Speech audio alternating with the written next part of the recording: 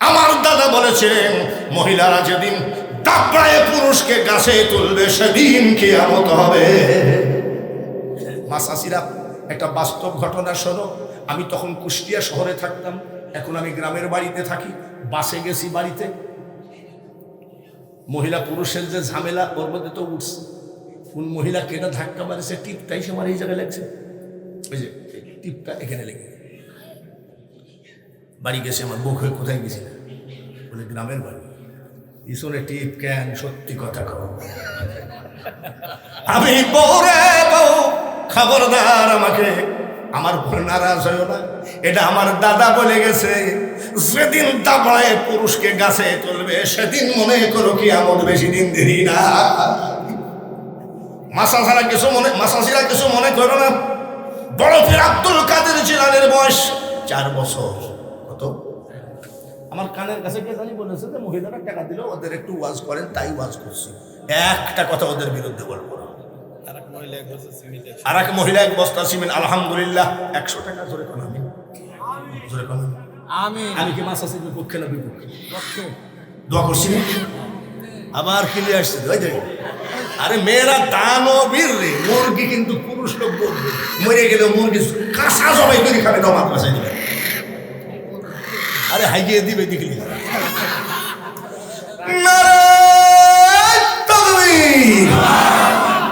দেখেন মা বোনেদের কত দরদ কোরআনের উপরে, জোরে বলেন ঠিক কিনা? বড় পীর সাহেবের বয়স কয় বছর?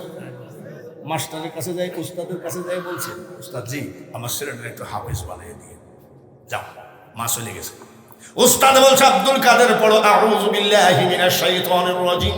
উস্তাদ ওটা আমি জানি, বিসমিল্লাহির রহমানির রহিম হুজুর ওটা আমি জানি, আলহামদুলিল্লাহি রাব্বিল আলামিন ওটা আমি জানি, আলিফ লাম মিম যালিকাল কিতাবু লা রাইবা ফিহি। উস্তাদ আমি জানি। উস্তাদ বলছে কয় পারা পর্যন্ত মুখস্থ আছে? উস্তাদ যে 18 পারা। বয়স কত?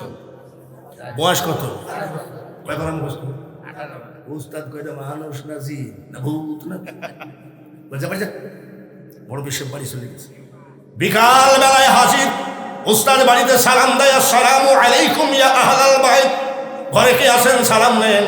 পর্দার আড়াল থেকে বলছে ওয়া আলাইকুম আসসালাম। কিন্তু বাবাজি আমি আব্দুল কাদেরের মা কোনো পুরুষের সামনে যাই না। আগেকার যে সব মাসাসিরা আছে না, এখনো যদি জিজ্ঞাসা করা হয় কোনো বাড়ির সামনে গেলে দেখবেন পুরাতনগুলো আছে না, 80-90 বছর হয়ে গেছে। হাফেজ নুরুজ্জামান আছে, বললো আব্বা তুমি কি না? বলে আমার বাড়ি কুষ্টিয়ায়। কিন্তু আব্বা ও তো নাই। ঠিক এইভাবে বলে আগের মুরব্বীরা এরকম বলে। আর এখনকার গুলো বলবো নাকি? বাড়ির সামনে যাই দাঁড়ানোর সাথে সাথে তাইড়েই চলে আসে বাড়ি, বাড়ি করে তাইড়েই চলে আসে। আর আগেকার গুলো পর্দা দেখিস জোরে কোন ভাগা। মাসাসিরা ভালো করে শোনো মা, যেদিন তোমার ডাক পড়িবে ওই কবর মাঝে শুইতে জোগাড় কিছু করছো মাগো, তার মাঝে বিষাইতে এমন আজাব দিবে গো মা ওই কবরের ওই মাটিতে। আর গলা পেটে পড়বে রক্ত চিৎকারের ওই চোখেতে। মাগো সামনে আসা লাগবে না। বলে আপনি কে? বলে আমি আপনার আব্দুল কাদেরের উস্তাদ। বলে সর্বনাশ করেছে, আমার আব্দুল কাদের কি কোনো বেয়াদবি করেছে? বলে না মা। বলে কেন আসছে? বলে আপনি তো হাফেজ বানাতে দিলেন 18 পারা তার মুখস্থ। বলে ঠিকই বলেছেন। বলে কিভাবে মুখস্থ হলো? 4 বছর বয়সে।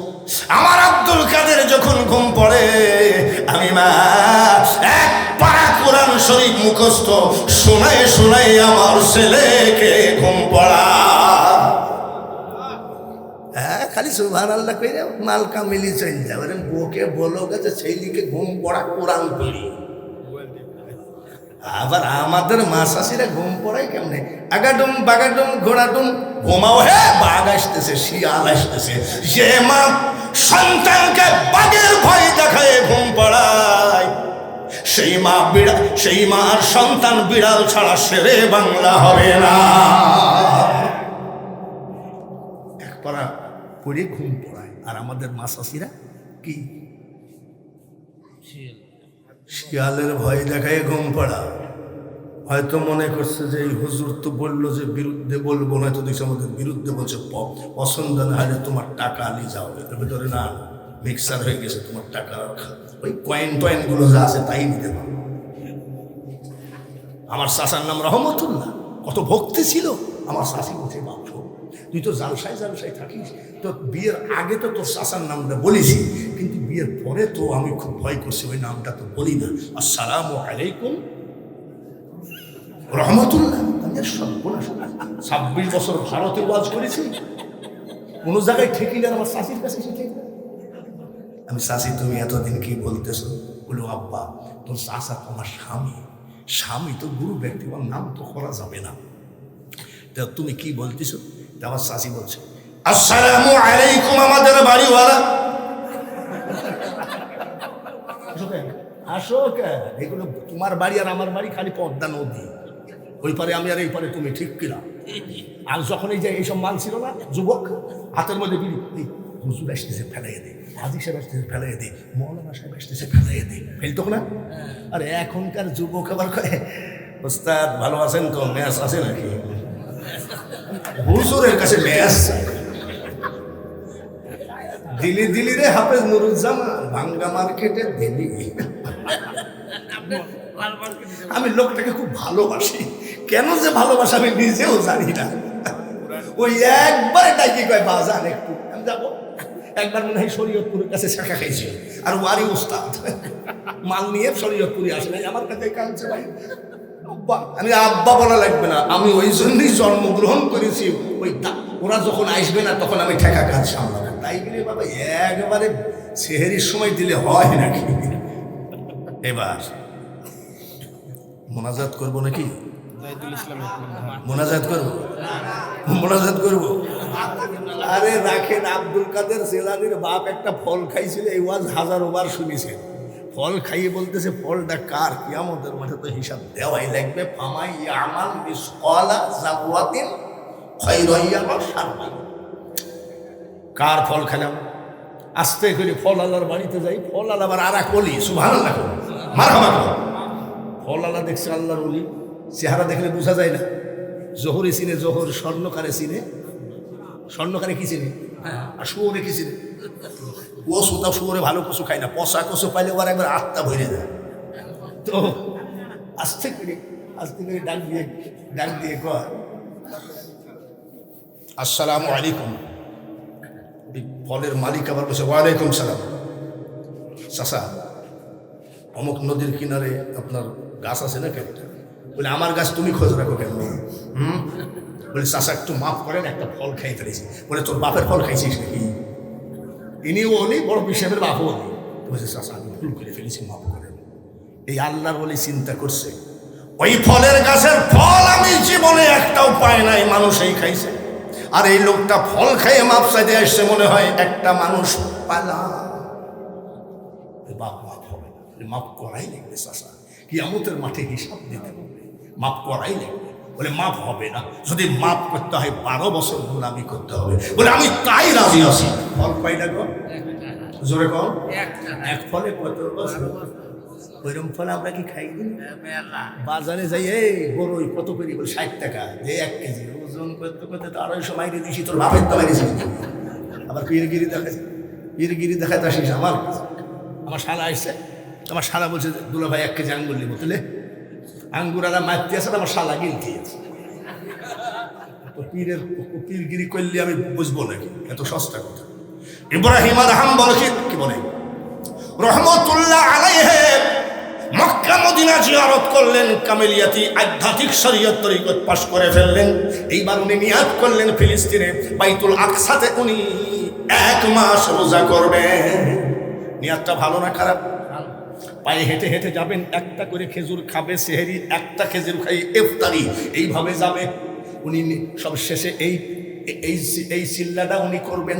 রাস্তায় মক্কা শরীফ থেকে 1 কেজি খেজুর কিনলেন, কিন্তু খেজিরা একটা খেজুর বেশি দিয়েছে, জোরে কোন কয় না। উনি আর ফেরত দেননি, ওই একটা করে খায় আর রোজা করতে করতে যায়। মসজিদে বাইতুল আকসাতে ঘুমায় আছে। এত কষ্ট, একটা খেজুর সেহরি আর একটা খেজুর ইফতারি এত সহজ কথা নাকি? এই ইবাদত কঠিন ইবাদত, জোরে বলেন ঠিক কিনা? মসজিদে বাইতুল আকসায় ঘুমায় আছে ইব্রাহিম আদহাম বলকি আল্লাহর ওলি, স্বপ্নের ভিতরে দেখতেছে দুইজন ফেরেশতা ধাক্কা ধাক্কি করতেছে। এক ফেরেশতা আর এক ফেরেশতাকে বলছে ওলি শুয়ে আছে, আর এক ফেরেশতা বলছে আমি মানি না। বলে কেন মানো না? বলে আজকে 1 মাস যাবত ওর আমল নামাই নেকি বন্ধ হয়ে আছে। বলে কেন? বলে খেজুর উনি জানে একটা খেজুর মালিক বেশি দিল, এই খেজুরটা ফেরত দিল না কেন? ওই খেজুর খেয়ে রোজা করে, যার জন্য একটা নেকিও তার আমল নামায় নাই। ডাইনে বামে পিছনে সামনে পর্দার আড়ালে বুঝে দেখো গা, গলা ভালো হলে আন্তর্জাতিক বক্তা হওয়া যায়, কোটি কোটি টাকা কামানো যায়, কিন্তু আল্লাহর ওলি হওয়া এত সহজ কথা নয়। এদেরকে আল্লাহর ওলি বলা যেতে পারে, তার কারণ বেতন পাই কত? খুব বেশি হলে 1200, কি বলে 1000, 12,000 বা 10,000। এখন বর্তমান মার্কেটে একটা আলেম 10,000 টাকা বেতন পাইলে কি কিনবে আর কি করে? তারপর আলেমদের ভালো, কিন্তু বলে যারা ঘুষ খাইবে, যারা পাহাড় করেছে টাকার, তাদের দেখেন ওর বউ একটা বরণ আছে, মেয়ে একটা টাকায় আছে,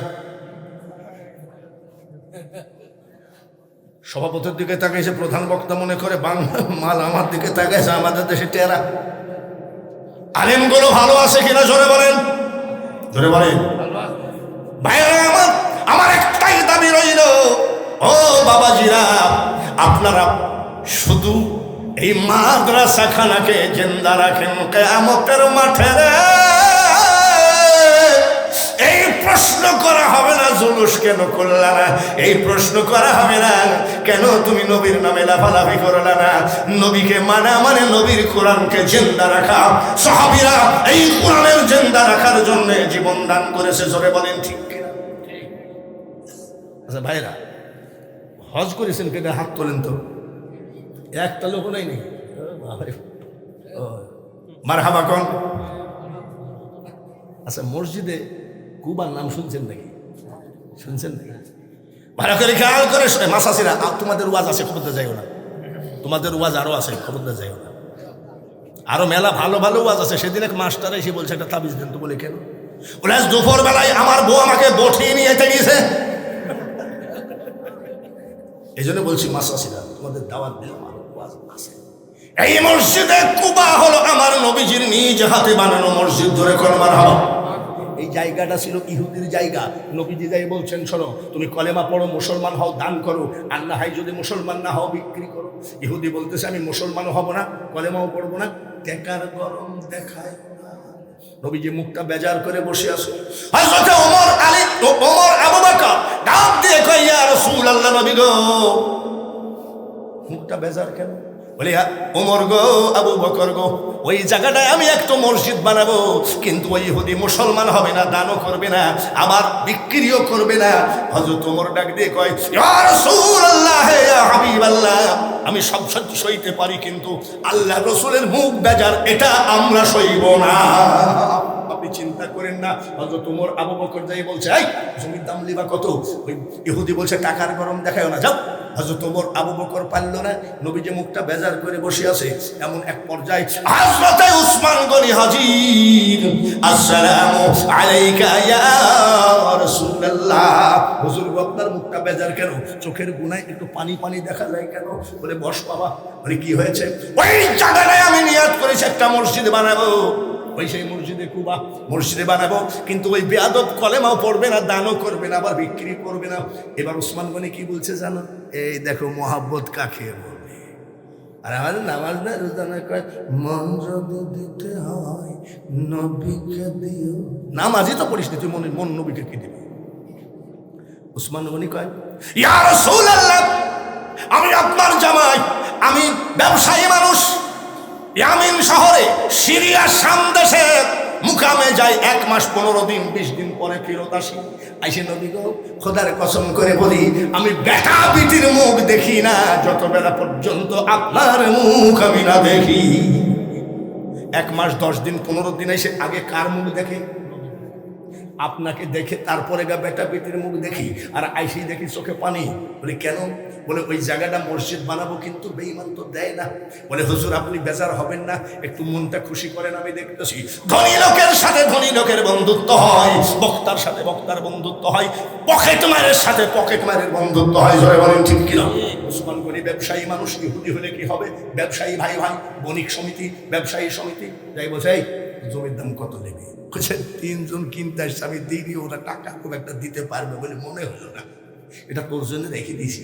বলে কত লিবি আগে তাই বল। ওই যে নবীর চোখে পানি দেখেছে।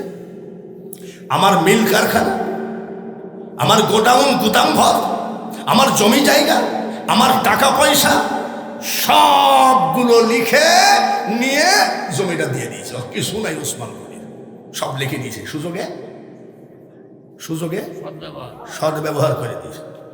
ওসমান গনি যাই বলতেছে হুজুর নেন, দোয়া করেন। বলে কত টাকা? বলে হুজুর আমার স্থাবর অস্থাবর সকল সম্পত্তি তাকে দান করে দিয়েছি। বলে জমির দাম তো এত নয়। বলে হুজুর গো, জমির দাম যাই হোক না কেন, আপনার চোখের গোড়ায় যে পানি দেখেছি, আমার যদি 2টা কিডনির বিনিময়েও নিত, তাও আমার দয়ার নবীর মুখে হাসি ফোটানো দরকার আমার। এরা ছিল আশিকে রাসূল। নবী খুশি না বেজার? দোয়া করছে আল্লাহ ওসমান গনির দানকে কবুল করো।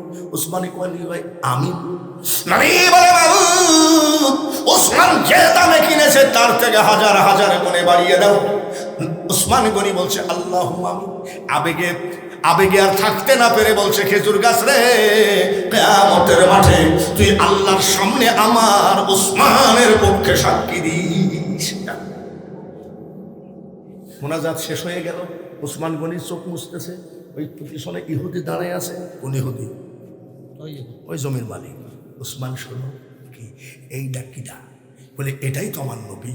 বলে নবী কি ব্যাপার? বলে ওনার কাছে আমি সারেন্ডার করেছি, ওনার কাছে আমি বায়াত গ্রহণ করেছি, ওনার মাধ্যমে পেয়েছি কোরআন, আমার নবীর মাধ্যমে পেয়েছি আল্লাহ, আমার নবীর মাধ্যমে পেয়েছি নামাজ রোজা।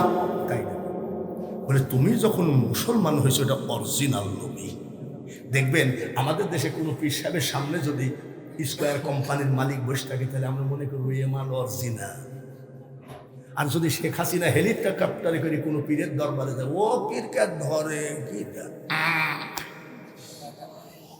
আল্লাহর ওলিরা কোনো রাজা বাদশার ধার ধারে না, আল্লাহর ওলিরা ধার ধারে একমাত্র লা ইলাহা, জোরে বলেন লা ইলাহা। তুমি এক কাজ করো, যেভাবে তোমার জন্য কাঁদতেছে তোমার নবীকে বলো আমাকে মুসলমান বানাইয়ে দিক। সুবহানাল্লাহ। ওসমান গনি বলে ইয়া রাসূলুল্লাহ, নবী গো আমার বন্ধু আমার কাছে জমি বিক্রি করলে কি হবে? ওর জবান দিয়ে বলেছে আপনি মুসলমান বানাইয়া দেন। ইহুদিকে মুসলমান বানাইয়া দিলেন। এবার মুসলমান হওয়ার পরে হুজুর আমি কয়টা কথা জিজ্ঞাসা করব। পীরের কাছে মুরিদ হলে কিছু জিজ্ঞাসা থাকে না নাকি? বলো হুজুর আমি মুসলমান হলাম। ওসমানও মুসলমান। ওসমানের যে আল্লাহ আমারও সেই আল্লাহ, ওসমানের যে নবী আমারও সেই নবী, ওসমানের যে কলেমা আমারও সেই কলেমা, ওসমানের যেই কোরআন আমারও সেই কোরআন। বলে হ্যাঁ, কিন্তু কোরআনের ভিতরে বলে ইন্নামাল মুমিনুনা। ভাইরাল হওয়া হলে বাবরি চুল রাখতে আমার দয়াল মুর্শিদ তোমার দরবারে এই জিকির করবি তো হাসিস কে? বক্তা যদি হাসে তাহলে জনগণ হাসবে কি হাসবে না? জোরে কর। মন্ডল যদি হাঁটু বের করে থাকে ওই মন্ডলের জনগণ কাপড় তুলে ফেলবে। বলে বাইর হয়ে আছে কেন? বলে ওই যে মন্ডলের হাঁটু বাইর হওয়া। বক্তা যদি ভাইরাল হওয়ার জন্য চিটারি বাটপারি করে, সারাদিন নাটক করে, টিকটাক করে, আর সেই বক্তা এসে এই দেশে প্রধান বক্তা হয়, এই এলাকার ভিতরে এমনও ঘটনা ঘটে গেছে, আমার সামনে ঘটে গেছে। আমি একটা কথা বলি, ওই বক্তা আপনারা যখন চয়েস করবেন এটা ভালো করে মনে রাখেন, এখানে শেখ হাসিনা আসলেও কাজ হবে না, খালেদা জিয়া আসলেও কাজ হবে না। যাহা করার তিনি করবেন, যিনি হলেন আল্লাহ। আমাদের আমি কওমি মাদ্রাসার ছাত্র, আমি মাদ্রাসায় পড়তাম। 5 ওয়াক্ত নামাজ আনতে হুজুররা দোয়া করতেন, ইয়া ইলাহি हमारे মাদ্রাসা को जुमलाए जरूरियात अपनी मर्जियात की मदहन अंजाम देने की तौफीक अता फरमा। ভাইরা আমার, এই সব শিশু বাচ্চা নিয়ে আলেমরা দোয়া করে, এই দোয়ার বরকতে আস্তে আস্তে মাদ্রাসা বাড়ে না কমে। এই পবিত্র রাত্রিতে এই সুন্দর একটা পরিবেশে আমি বাবাজি আপনাদের কাছে দোয়া করে যাই। এইবার আসুন আপনাদের। নমরুদ বলল যে আল্লাহর সাথে যুদ্ধ করব। সেনাবাহিনী কি পাঠাইছিল আল্লাহ? ওর গোষ্ঠী সাফ করেছে কিনা? জোরে কোন ঠিক কিনা? নূহ আলাইহিস সালামকে আল্লাহ বললেন জাহাজ বানাও, জাহাজের মধ্যে পায়খানা করেছিল। তো নূহ আলাইহিস সালাম বলছে, দেখছেন মাবুদ কি বিয়াদব, আপনি জাহাজ বানাতে বললেন আর এই জাহাজের মধ্যে পায়খানা করে ফেললেন। তা বলছে তুমি চুপ থাকো, ওদেরকে দিয়ে পরিষ্কার করো। বলে মাবুদ এরা যে বেয়াদব, এরা কি পায়খানা পরিষ্কার করবে? আমার আল্লাহ বলেন নূহ তুমি জানো না আমার ক্ষমতা সম্পর্কে তোমার আইডিয়া নাই। আসলে ওদেরকে দিয়ে পায়খানা খাওয়াইছে নাকি? এবার আসেন ফিরাউন, এবার আরেক মস্তা। নমরুদ তো বলছে আল্লাহর সাথে যুদ্ধ করবো, এই ফিরাউন আবার বলছে আমি নিজেই আল্লাহ, আমাকে সেজদা দেয়। বাবা আর এক লাপিত, যুগে যুগে লাপিত বাইর হয়, ওই লাপিত আবার গুখাই মরে। ঠিক কিনা? ফিরাউন মা বাপ মারা গেল, এতিম হয়ে গেল। ফিরাউন এতিম হয়ে গেল, মা বাপ মারা গেল, এতিম। হাড়ি পাতিল ডেক ডেকছি উদাল সাপল বিক্রি করে খাইল। হাড়ি পাতিল ডেক ডেকছি উদাল সাপল সব বেশি খাইল। যখন আর কিছু থাকলো না তখন ভাই ভাই কিছু মনে করেন আপনি আমার ধর্ম ভাই, 5,000 টাকা দিন, কালকে দিব। জিন্দেগি তার দেখা করে না। দোকান থেকে বাকি আনে, কালকে দিয়ে যাব। ওই বাকি নিয়ে গেলে আর জীবনে ওর চেহারাও দেখা যায় না। এরকম করে খাইতে খাইতে খাইতে খাইতে ফিরাউনের এক গলা মতো ঋণ হয়ে গেল। ঋণের অত্যাচারে বাড়ির থেকে বাইর হতে পারে না, ধরলে ওকে বাবাই মেরে ফেলবে। শেষ পর্যন্ত খাটের নিচে খায়, খাটের নিচে ঘুমায়। এইভাবে খাটের নিচে খাতে খাতে খাটের নিচে ঘুমাইতে ঘুমাইতে হঠাৎ করে একদিন কর যে কি পাপি করেছিলাম, আজকে খাটের নিচে ঘুমাতে হয়। বাড়ির থেকে বাইর হওয়ার তো ক্ষমতা নেই, কিন্তু চিতার দরজা খোলা রাখে। খাটের নিচে ঘুমায় থাকে বলে বটে, কিন্তু দরজা খোলা রাখে। তার মানে পাওনাদার আসে, ফিরাউন আসো, কথা নেই, ফিরাউন আসো বলেন, ফিরাউন কোথায়? কিন্তু দরজা খোলা রাখে যাতে ওরা বুঝে যে বাথরুম টাথরুমে গেছে। এটাও আর এক বাপ পাই বলছে যে একদিন অন্ধকার রাখলে তো পলায় যেতাম, জোনাকার রাতে তো পলানো জোনাই, এলাকার লোক আমাকে মেরেই ফেলবে। অন্ধকার রাত হলো, টুপলা টাপলি বাইন্দি বাড়ি ঘর ফেলাই পলায় চলে গেল মিশরে। কোথায় গেল? মিশরে। মিশরে কেন গেল সেটাও আবার জানতে হবে। এখন যেমন মালয়েশিয়া, সৌদি আরবে খুব একটা টাকা নাই, যদি একটা ছেলে আমেরিকায় পাঠাতে পারে ওর টাকার অভাব নাই, মানে ধনী রাষ্ট্র। তখন মিশর ছিল ধনী রাষ্ট্র। ধনী রাষ্ট্র যাই মিশরে পলায় গেল। পলায় যতই যায়, ওর তো হাঁড়ি পাতের ডেক ডেকছি কিছুই নাই, ওই ছেলেরা কাপড় চুপড় কয়টা নিয়ে পলায় গেছে। তো খিদি লাগছে, 9 দিন না খাওয়া। জোরে গো, জোরে গো, রোজের মালিককে আল্লাহ উপর কত বেজার যে 9 দিন না খাওয়া। তো একা একা হাঁটতেছে, কোথায় যায়, কার বাড়িতে যায়। এমন সময় সামনে ওর এক বন্ধুর সাথে দেখা, ওর নাম হলো হাওয়া। তো দেখবেন বন্ধুর সাথে যখন বন্ধুর দেখা হয় বিদেশে, আমি দেখেছি একবার লন্ডনে আমি ওয়াজ করতে গেছিলাম, তো সবই তো ইংলিশ। তো আমি হাঁটতেছি, পিছনে দেখি এক পীর আর এক পীর, দুজনের বাড়ি সিলেট। তো বলছে, আরে দোস্ত তুই, এটা তো বলবেই, ঠিক কিনা? আপনারই যদি কোনো বন্ধু চিটাগাং দেখা হয়, আপনি বলবেন না আরে দোস্ত তুই এখানে, আমিও তো এখানে আসছি। তা বলছে দোস্ত তুই, এই দোস্ত তুই। তা বলছে দোস্ত আমি আজ কয়েকদিন ধরে এখানে আসছি। তো বলছি কেন আসছিস? বলে আর ভাই পাওনাদারের অত্যাচার, আমি বাড়ি ঘর ফেলে চলে আসছি। এটা বলছে ওর বন্ধু হামান বলছে। তুই কি জন্য আসছিস? ফিরাউন বলে বন্ধু তোরও যেই অবস্থা আমারও সেই অবস্থা, আর খাটের নিচে কতদিন পলায় থাকবো, আমি পলায় আসছি। তোরও যে অবস্থা আমারও সেই অবস্থা, 9 দিন না খাওয়া। হাতে হাত দিয়ে বলছে তোরও যে অবস্থা আমারও সেই অবস্থা, এদিকে এদিকে, মরলে একসাথে মরবো, বাঁচলে একসাথে বাঁচবো, চলে। বলে দোস্ত ঠিক আছে তো। আস্তে আস্তে আস্তে আস্তে আস্তে দুইজন হাঁটতেছে, হাঁটতে হাঁটতে দেখে এইরকম এক মুরব্বী আর খেজুরের কি বলে তরমুজের খ্যাত তরমুজের ক্ষেতের থেকে তরমুজ, পাকা তরমুজ তুলে আর রাখে। আর ওই দুইজন হামানার ফিরাউন তাকে আছে। মুরব্বী কয়, এদের তাকানোর ভাব ভালো না, ক্ষুধা লাগছে নাকি? তো জিজ্ঞাসা করছে, বাবা আপনারা কি খাবেন? তো বলছে, চাচা দিলে তো খাওয়াই যায়। ও মাল কতদিন খায়নি? জোরে কোন? সারাদিন ইফতারি রোজা থাকিস, ইফতারি আসলে মনে হয় আজান দেয় না কেন, ঘড়ির টাইম ঘুরে না কেন, ব্যাপারটা কি? যেই আজান দেয় আর প্লেট সহ খাইয়ে ফেলবে, ওখানে ভাব হয় না। আর খাই নাই 9 দিন।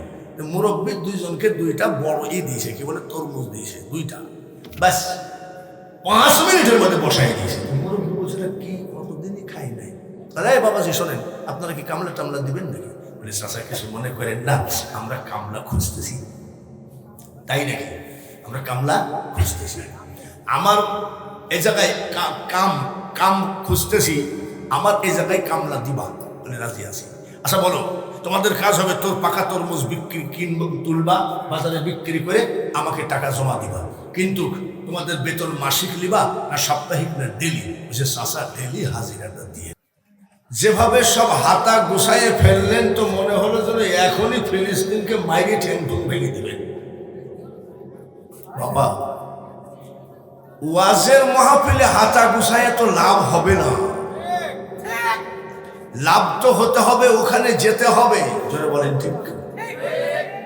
আমরা তো যেতে পারবো না, যারা যেতে পারবে তারাই তো যায় না।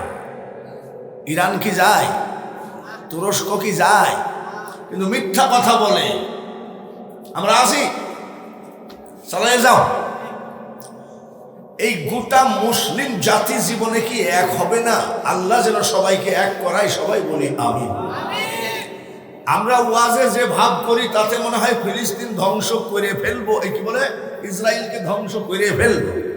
কিন্তু কোনো এক সালে মনে হয় একটুখানি বাংলাদেশ সরকার জঙ্গিবাদী হলো, তো দাঁড়িয়ে রাখার লোককে অনেক সময় মানে নিঃসন্দেহে নির্দোষীকেও জেলে ঢুকাইছে। দাড়িওয়ালা দেখলি কয় এটা জঙ্গি, জেলে ঢুকাইছে। তো আমাদের সেলুনে খুব ভিড় ছিল দাড়ি কাটা, তো সেলুনের লাইন পাই নাই, শেষে এক সেলুনকে 500 টাকা দিয়ে দাড়ি কাটছে। বাবাজি, মুখে বলা এক জিনিস, হ্যাঁ রুকবো এটা আর এক জিনিস। অযথা এসব করে লাভ হবে না। আসুন, চরমোনাই, আটরশি, মানিকগাঁও, সরসোনা, জামাত, ইসলামিক আন্দোলন সব এক হওয়া লাগবে, কিন্তু এক হবে না জীবনে। চরমোনাই বলবে যে আমরা যেটা করছি এটা একেবারে জান্নাতের রাস্তা, তাবলীগ জামাতালারা বলবে যে আমরা যেটা করছি এটা জান্নাতের রাস্তা, আটরশিয়ালারা বলবে আমাদের এখানে মরি ধরে জান্নাতের কোনো অসুবিধা নেই।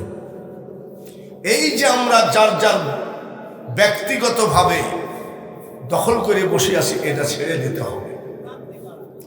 আজকে রাত্রিতে যদি সারা বিশ্বের মুসলমান এক হয়ে যায়, ওই আমেরিকার ওই কাফেরকে স্যালাইন দেওয়া লাগবে, ভয়েই স্যালাইন দেবে, কিন্তু আমরা এক হব না। তো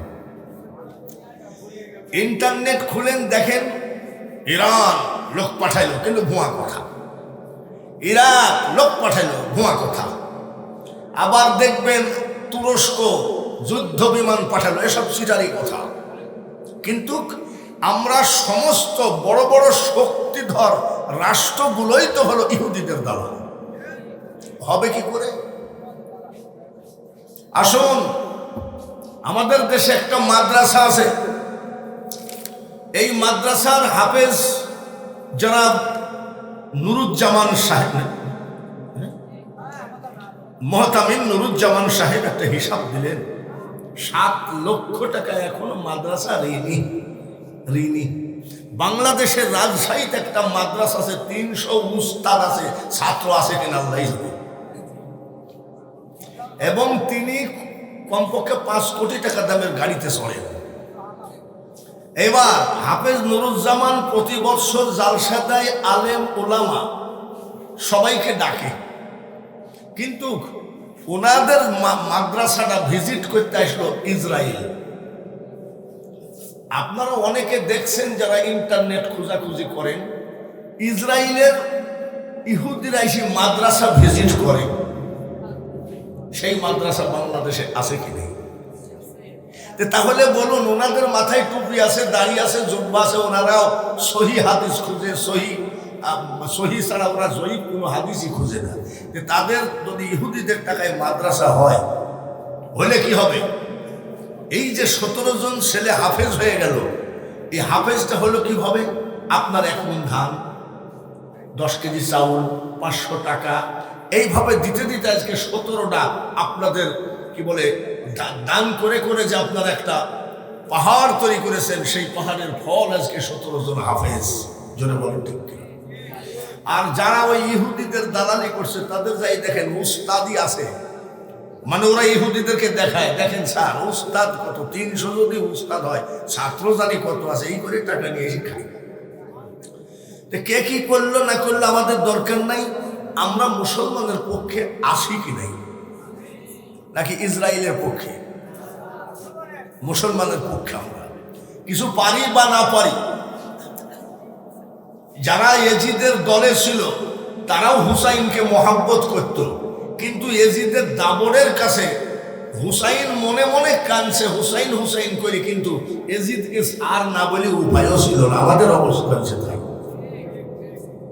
ওদের মন কান্ত হুসাইন হুসাইন করে, কিন্তু এজিদের তলোয়ার, এজিদের খাবার, এজিদকে সার সার ডাকতে হয়েছে, এটা উপায় ছিল না। আমরা এখন এমন একটা বিপদের ভিতরে আছি, উপায় নাই। জোরে বলে ঠিক? যাই হোক, ওয়াজ নসিহত আমার ভাই হযরত মাওলানা মুহাসিন আলম জিহাদি অনেক বড় বক্তা, অনেক জ্ঞানী বক্তা, যথেষ্ট ওয়াজ করেছেন। প্রধান বক্তা হযরত মাওলানা কারি সাইদুল ইসলাম আসাদ ঢাকা, উনিও কোরআন তেলাওয়াত শুনিয়েছেন, উনিও ওয়াজ করেছেন, উনি অনেক কথাই বলেছেন। সেগুলো আমল করার দরকার আছে কি নেই? আছে। সর্বপ্রথম কথা, নবীকে ভালোবাসতে হবে। যে নবীকে ভালোবাসতে গেলে আগে কোরআনকে হেফাজত করতে হবে, ঠিক কিনা? কেন দেখবেন, আওয়ামী লীগের কোনো লোককে যদি আপনি প্যান্ডেলে তুলে দেন, তো তিনি বলবে 30 লক্ষ শহীদের রক্ত দিয়ে বাংলাদেশ স্বাধীন করেছি, 2 লক্ষ মা বোনের ইজ্জত গেছে, সেই রক্ত দিয়ে কিনা বাংলাদেশ। এই কথা আওয়ামী লীগের লোক বলবে কিনা? শুধু আওয়ামী লীগের লোক বলবে কেন, আমরাও ওটা বলি, আমরাও বিশ্বাস করি, ঠিক কিনা? তাহলে 30 লক্ষ শহীদের রক্ত দিয়ে বাংলাদেশ গড়া আওয়ামী লীগের লোকজন বলেন। এইবার এই কথা আমরা, ওনারা যদি ওই কথা বলে, ও কথা কিন্তু আমরাও বিশ্বাস করি। আওয়ামী লীগের লোক আবার খবরদার সেই উঠে না যাবে যে এই কথা তো ঠিক না, না, ওটা আমরাও বিশ্বাস করি যে 30 লক্ষ শহীদের রক্ত দিয়ে বাংলাদেশ গড়েছি। কিন্তু এই কথা আমরা যখন বলি যে আমরা নবীজির দাঁতের বিনিময়ে কোরআন পেয়েছি, ঠিক না ঠিক? তায়েফে নবীজির রক্তের বিনিময়ে, এমনই রক্ত। আয়েশা সিদ্দিকা জিজ্ঞাসা করছে, হুজুর আপনার একটা কঠিন, সব থেকে কষ্টের দিনের কথা বলেন তো। বলছে এই দেখো গায়ে দাগ। বলে কিসের দাগ? বলে এই যে দাগ, আমি তায়েফে গেছিলাম কোরআনের দাওয়াত দিতে, ওরা এমন মার মেরেছে সব দাগ মিশলো, কিন্তু তায়েফের কাফেরদের মারার দাগ মিশলো না। সেই নবীজির রক্তের বিনিময়ে কোরআন, ঠিক কিনা? আমির হামজা নবীজির চাচার কলিজার বিনিময়ে কোরআন, ঠিক কিনা? এখানে কোনো বিএনপি, আওয়ামী লীগ, জাতীয় পার্টি, জামাতের কথা নয়, কোরআন সবার জন্যে, ঠিক কিনা? কোরআন যদি বেইজ্জতি হয়, তখন আর আমরা নৌকা মার্কা ধানের শীষ বা লাঙ্গল মার্কা দাঁড়িপাল্লা মার্কা দেখবো না, তখন আমরা সব এক হয়ে যাব। আর আমার নবীর যদি বিরুদ্ধে কেউ বলে, আমাদের নবীর বিরুদ্ধে কিন্তু হুজুররা বলে, আমার কাছে আছে। হ্যাঁ, এক হুজুর কয় মোহাম্মদের মুখে দুর্গন্ধ ছিল, জিব্রাইল বলছে মেসেজ করে আসেন। আবার এক হুজুর বলছে কলেমার ভিতরে মোহাম্মদের নাম রাখা যাবে না। আবার বলছে মোহাম্মদের মা বাপ জাহান্নামে যাবে, সহিহ হাদিস। মানে উনি জাহান্নাম আর জান্নাতের কন্ট্রাক্টর হয়ে বসে আছেন। কি আর বলবো, আমার নবীর মুখে দুর্গন্ধ ছিল, একজন মুসলমান হয়ে এটা ইন্টারনেটে ছাড়লো কিভাবে? হযরত আলী রাদিয়াল্লাহু তাআলা আনহু মদ খেয়ে নাকি মাগরিবের নামাজ ভুল করেছিল। এই যে বোয়ালমারীর জালসার ভাইরা, আপনারা যে আসেন উলামায়ে কেরামদেরকে নিয়ে আসেন, উলামায়ে কেরাম এসে আমরা এসে আপনাদেরকে বিভ্রান্তির পথে ঠেলে দিই। এবার নবীকে ভালোবাসতে হবে কি হবে না? ভালোবাসতে হবে। নামাজ নাই, রোজা নাই, হজ নাই, যাকাত নাই, কুলুব তো চিনেই না। কুলুব কাকে বলে চিনেও না। সে যদি এক জায়গায় বসে গান গায়, মন যদি দিতে হয় নবীকে দিও, উম্মতের কষ্ট যেত না নবী সইতে পারে না, ওই নবীজির মহাব্বতে মিলাদ পড়িও, মন যদি দিতে হয় নবীকে দিও। নামাজ রোজা নাই কিন্তু নবীর প্রেমের গান গায়, এ কি ঈমান আছে? আপনার একটু জোরে বলে ঈমান আছে? আবার নামাজ নাই, রোজা নাই, মুইতে পানি দেওয়া নাই, হাইগে ঠিক মতন কুলুপ করা নাই, সে আবার গান গায়। দয়ার নবী, নূরের নবী গো, তুমি নবী আমার জীবনের জীবন। ওরে পাগলা মুসল্লি রে, গান গেয়ে যদি কেউ অলি হতো রে, বাংলাদেশে বড় অলি হতো মমতা।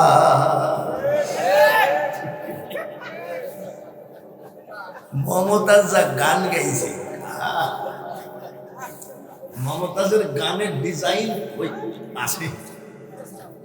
দয়াল আমার এই পথ দিয়া আসবে রে, আমি সদাই থাকি পথ পানে চাইয়া।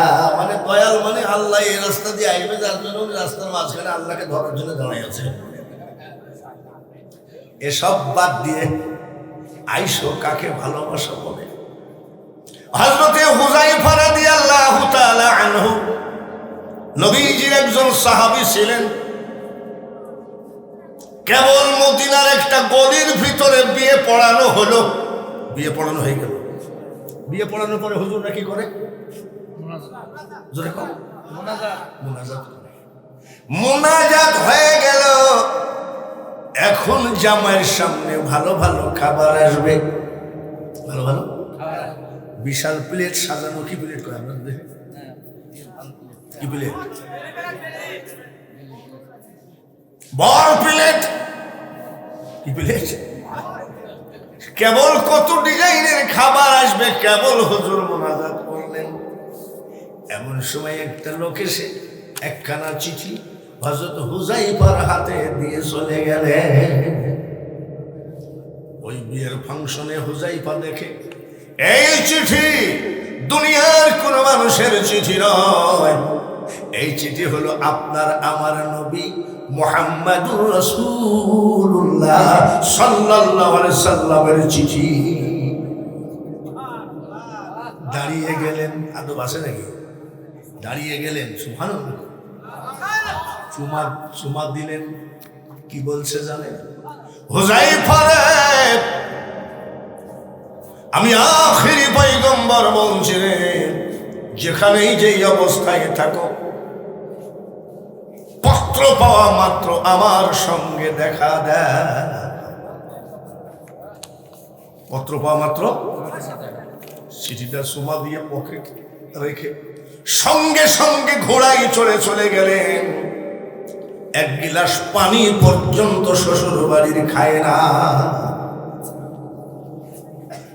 মসজিদে গিয়ে হাজির হলেন। আসসালামু আলাইকা ইয়া রাসূলুল্লাহ। হুজুর কেন ডেকেছেন? বলে কেমন আছো? বলে আলহামদুলিল্লাহ। হুযায়ফা রে, তোমাকে আমি হুনায়নের যুদ্ধের 3 জন সেনাপতির ভিতরে তোমাকে প্রধান সেনাপতি করেছি। কাল ফজরের নামাজের পরে যুদ্ধে যাওয়া লাগবে। খালি আল্লাহু আকবার আর হাত গুছাই জান্নাত নিয়ে। আমার কাছে যদি চিঠি দিত নবীজি, বলতাম এটা নবীও না, নবীর জাত। কেবল আমার বিয়ে হলো উনি কাইছে পত্র পাওয়া মাত্র দেখা গেল। আমরা হলো এই ইমান, আর ওনার ইমানটা। তাড়াতাড়ি যুদ্ধের সরঞ্জাম রেডি করো। সারা রাত যুদ্ধের সরঞ্জাম রেডি করছে। রেডি করতে করতে পৃথিবীর সব থেকে শ্রেষ্ঠ মুয়াজ্জিন মসজিদে আজান দিয়েছেন। বলেন তো মুয়াজ্জিনটার নাম কি? আসসালাতু খায়রুম মিনান নাওম, আসসালাতু খায়রুম মিনান নাওম।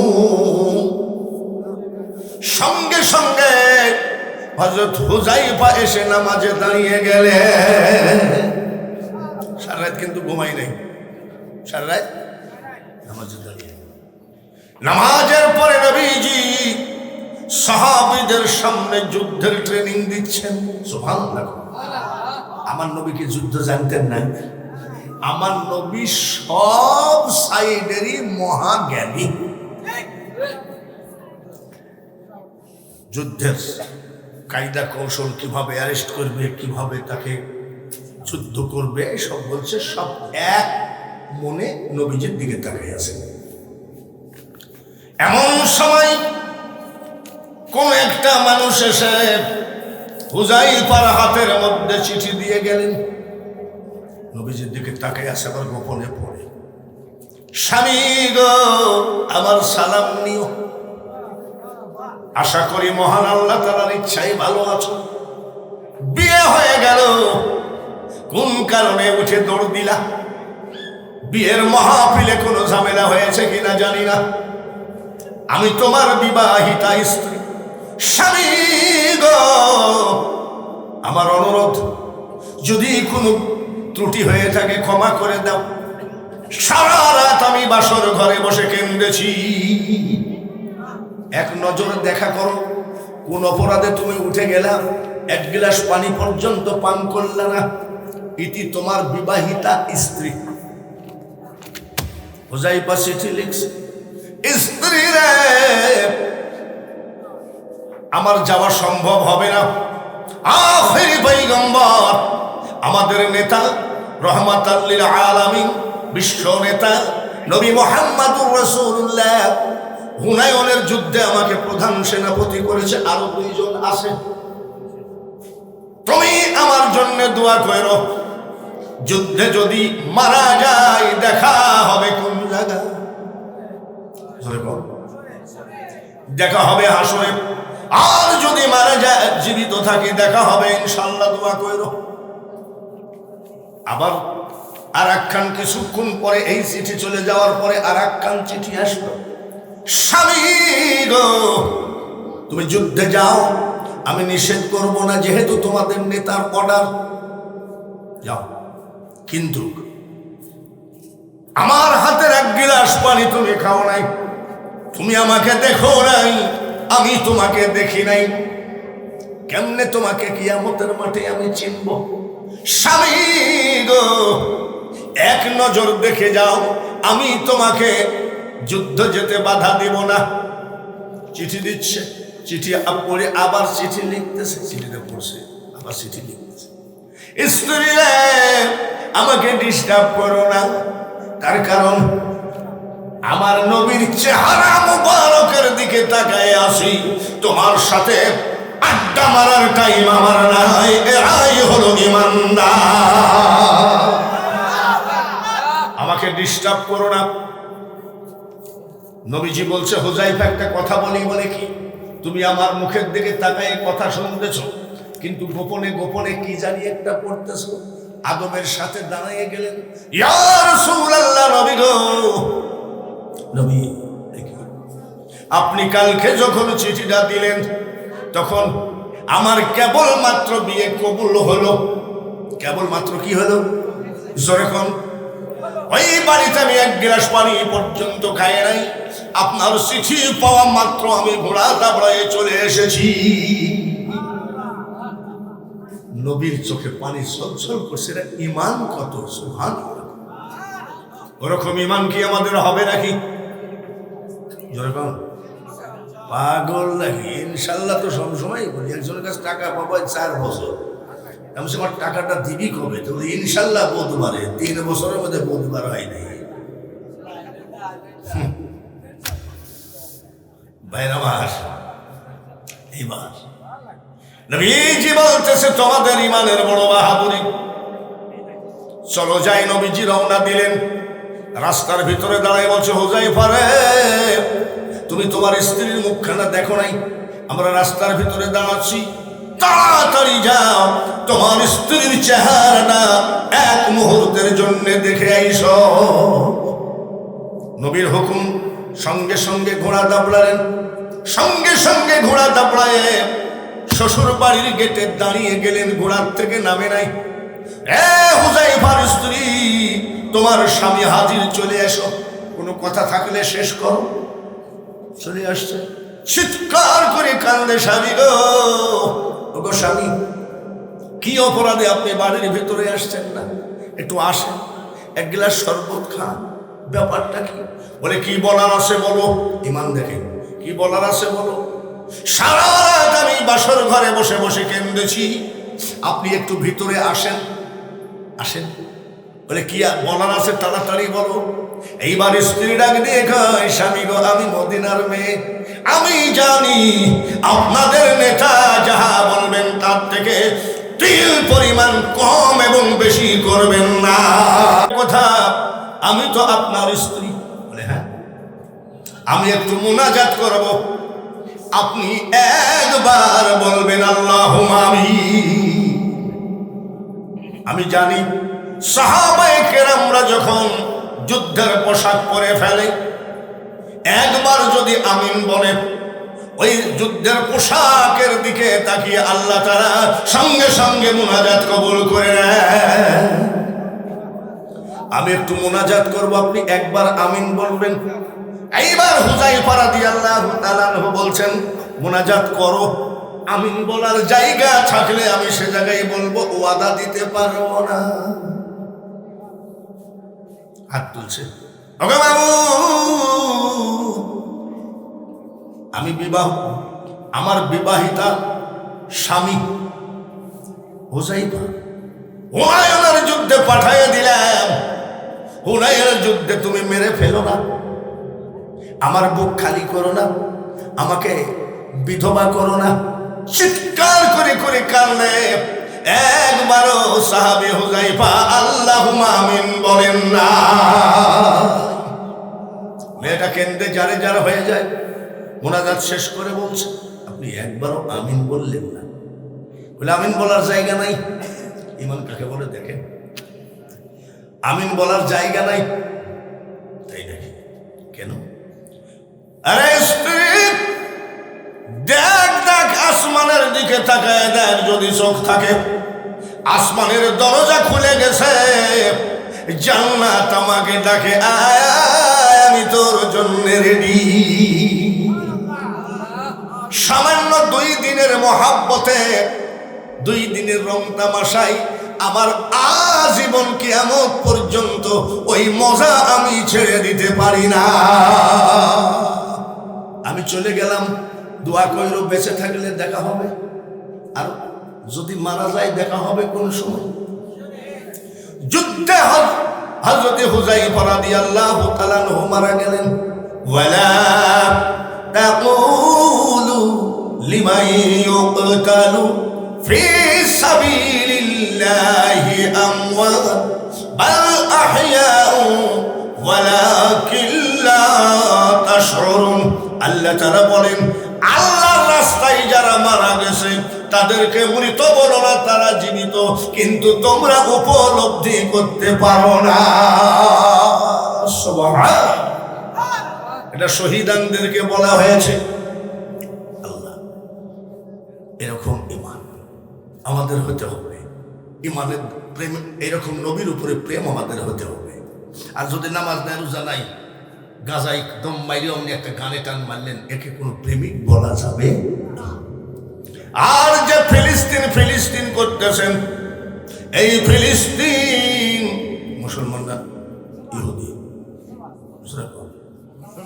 ওরা যে জয়ী হবে তাতে কোনো সন্দেহ আছে নাকি? হ্যাঁ, জোরে কম, আর জোরে কম। নাসরুম মিনাল্লাহি ওয়া ফাতুহুন করিব। কথা দেখা, আল্লাহ তাআলা বলছে নিশ্চয় তুমি জয়ী হবে, কিন্তু ওয়াবাশশিরিল মুমিনিন, তোমাকে মুমিন হওয়া লাগবে। মুমিন কোনোদিন সুদ খাইতে পারে না। সুদ যে খাই তাকে কি বলে?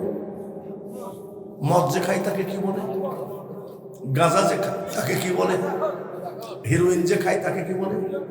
তাহলে হারাম যে খাই তাকে কি বলে? যারা বলেন ঠিক কিনা? পাশাপাশি জমিনের আইন, আমি এত বড় মুসলমান, গায়ে জুব্বা, মাথায় টুপি, কুদাল দিয়ে আস্তে আস্তে কাটি কাটি এই হুজুরের জমিন আমার মধ্যে ঠেলে নিয়েছি, কমপক্ষে 2 হাত, আর মসজিদে যাই কয়েক কাতার সোজা করে, মানে ওখানে ব্যাখ্যা করে এসে এখানে কি করে? সোজা করে। মসজিদের সেক্রেটারি সুদ খায়, ইমাম সাহেবকে বলে বেতন দেয় কে? বলে আপনি। আমার কাছ থেকে যদি বেতন নিতে চাস, খবরদার সুদের ওয়াজি করবি না। এই হলো আমরা মুসলমান, যা বলবো তাই বলবেন, ঠিক? তবে ভাইয়েরা, ফিলিস্তিনে যে মসজিদ, এই মসজিদে নোয়াখালীর লোক ইমামতি করে নাই, কুমিল্লার লোক ইমামতি করে নাই, কুষ্টিয়ার লোক ইমামতি করে নাই। ওই মসজিদে অনেক নবী ইমামতি করেছেন।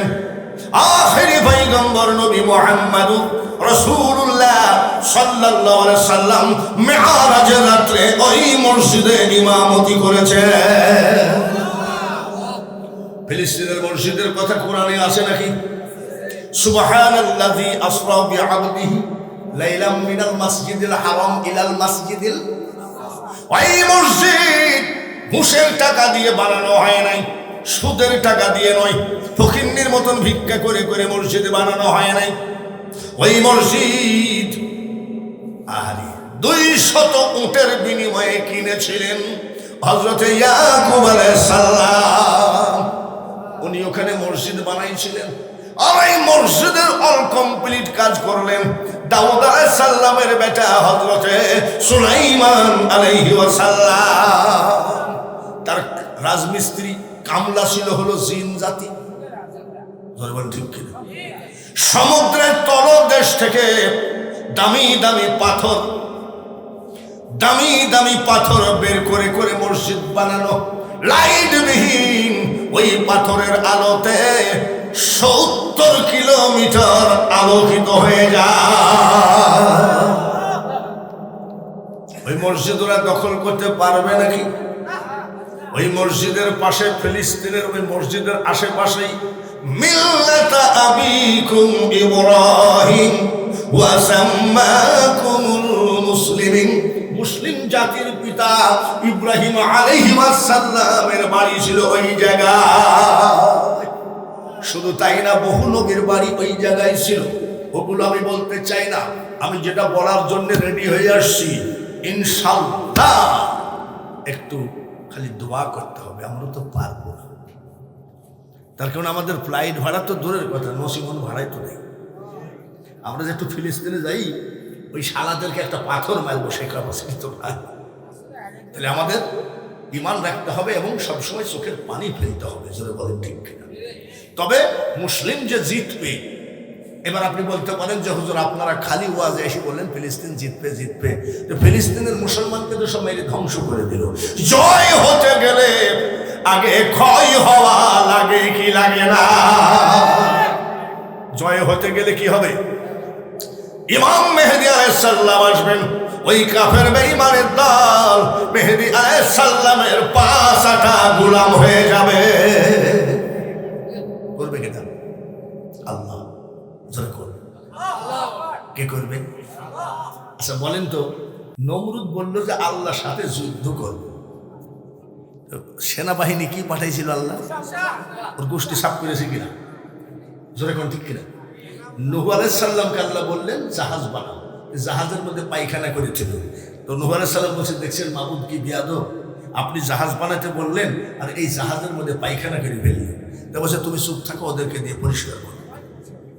বলে মাহবুদ এরা যে বেয়াদব, এরা কি পায়নি পায়খানা পরিষ্কার করবে? আমার আল্লাহ বলেন নূহ, তুমি জানো না আমার ক্ষমতা সম্পর্কে তোমার আইডিয়া নাই। আসলে ওদেরকে দিয়ে পায়খানা খাওয়াইছে নাকি?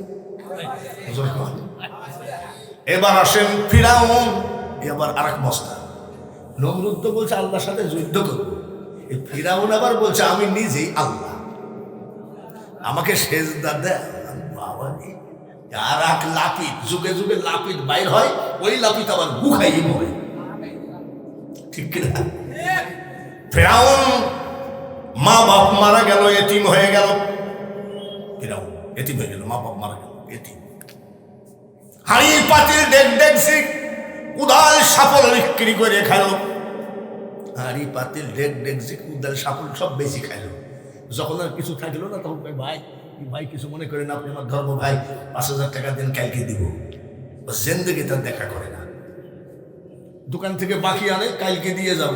ওই বাকি নিয়ে গেলে আর জীবনে ওর চেহারাও দেখা যায় না। এরকম করে খাইতে খাইতে খাইতে খাইতে ফিরাউনের এক গলা মতো ঋণ হয়ে গেল। ঋণের অত্যাচারে বাড়ির থেকে বাইর হতে পারে না, ধরলে ওকে বাবাই মেরে ফেলবে। শেষ পর্যন্ত খাটের নিচে খায়, খাটের নিচে ঘুমায়। এইভাবে খাটের নিচে খাতে খাতে খাটের নিচে ঘুমাইতে ঘুমাইতে হঠাৎ করে একদিন কর যে কি পাপি করেছিলাম, আজকে খাটের নিচে ঘুমাতে হয়। বাড়ির থেকে বাইর হওয়ার তো ক্ষমতা নেই, কিন্তু সিটার দরজা খোলা রাখে। খাটের নিচে ঘুমায় থাকে বলে বটে, কিন্তু দরজা খোলা রাখে। তার মানে পাওনাদার আসে, ফিরাউন আসো, কথা নেই, ফিরাউন আসো, বলেন ফিরাউন কোথায়? কিন্তু দরজা খোলা রাখে যাতে ওরা বুঝে যে বাথরুম টাথরুমে গেছে। এটাও আর আরেক বাপ পাই বলছে যে একদিন অন্ধকার রাখলে তো পলাই যেতাম, জোনাক রাতে তো পলানো জোনাই, এলাকার লোক আমাকে মেরেই ফেলবে। অন্ধকার রাত হলো, টুপলা টাপলি বাইন্দি বাড়ি ঘর ফেলাই পলাই চলে গেল মিশরে। কোথায় গেল? মিশরে। মিশরে কেন গেল সেটাও আবার জানতে হবে। এখন যেমন মালয়েশিয়া, সৌদি আরবে খুব একটা টাকা নাই, যদি একটা ছেলে আমেরিকায় পাঠাতে পারে ওর টাকার অভাব নাই, মানে ধনী রাষ্ট্র। তখন মিশর ছিল ধনী রাষ্ট্র। ধনী রাষ্ট্র যাই মিশরে পলায়ে গেল, পলায়ে যতই যাই ওর তো হাঁড়ি পাতের ডেক ডেকছি কিছুই নাই, ওই ছিঁড়া কাপড় চুপড় কয়েটা নিয়ে পলায়ে গেছে। তো খিদি লাগছে, 9 দিন না খাওয়া। জোরে গো, জোরে গো, রুজির মালিককে আল্লাহ উপর কত বেজার যে 9 দিন না খাওয়া। তো একা একা হাঁটতেছে, কোথায় যায়, কার বাড়িতে যায়। এমন সময় সামনে ওর এক বন্ধুর সাথে দেখা, ওর নাম হলো হামান। তো দেখবেন বন্ধুর সাথে যখন বন্ধুর দেখা হয় বিদেশে, আমি দেখেছি একবার লন্ডনে আমি ওয়াজ করতে গেছিলাম, তো সবই তো ইংলিশ। তো আমি হাঁটতেছি, পিছনে দেখি এক পীর আর এক পীর, দুজনের বাড়ি সিলেট। তো বলছে আরে দোস্ত তুই, এটা তো বলবেই, ঠিক কিনা? আপনারই যদি কোনো বন্ধু চিটাগাং দেখা হয়, আপনি বলবেন না আরে দোস্ত তুই এখানে, আমিও তো এখানে আসছি। তো বলছে দোস্ত তুই, এই দোস্ত তুই। তো বলছে দোস্ত আমি আজ কয়েকদিন ধরে এখানে আসছি। তো বলছি কেন আসছিস? বলে আর ভাই পাওনাদারের অত্যাচার, আমি বাড়ি ঘর ফেলে চলে আসছি। এটা বলছে ওর বন্ধু হামান বলছে। তুই কি জন্য আসছিস? ফিরাউন বলে বন্ধু তোরও যেই অবস্থা আমারও সেই অবস্থা, আর খাটের নিচে কতদিন পলায়ে থাকবো, আমি পলায়ে আসছি। তোরও যে অবস্থা আমারও সেই অবস্থা, 9 দিন না খাওয়া। হাতে হাত দিয়ে বলছে তোরও যে অবস্থা আমারও সেই অবস্থা, এদিকে এদিকে, মরলে একসাথে মরবো, বাঁচলে একসাথে বাঁচবো, চলে। বলে দোস্ত ঠিক আছে তো। আস্তে আস্তে আস্তে আস্তে আস্তে দুইজন হাঁটতেছে, হাঁটতে হাঁটতে দেখে এইরকম এক মুরব্বী আর খেজুরের কি বলে তরমুজের খ্যাত, তরমুজের খ্যাতের থেকে তরমুজ, পাকা তরমুজ তুলে আর রাখে। আর ওই দুইজন হামান আর ফিরাউন তাকায় আছে। মুরব্বী কয় এদের তাকানোর ভাব ভালো না, ক্ষুধা লাগছে নাকি? তো জিজ্ঞাসা করছে বাবা আপনারা কি খাবেন? তো বলছে চাষা দিলে তো খাওয়াই যায়। ও মাল কতদিন খায়নি?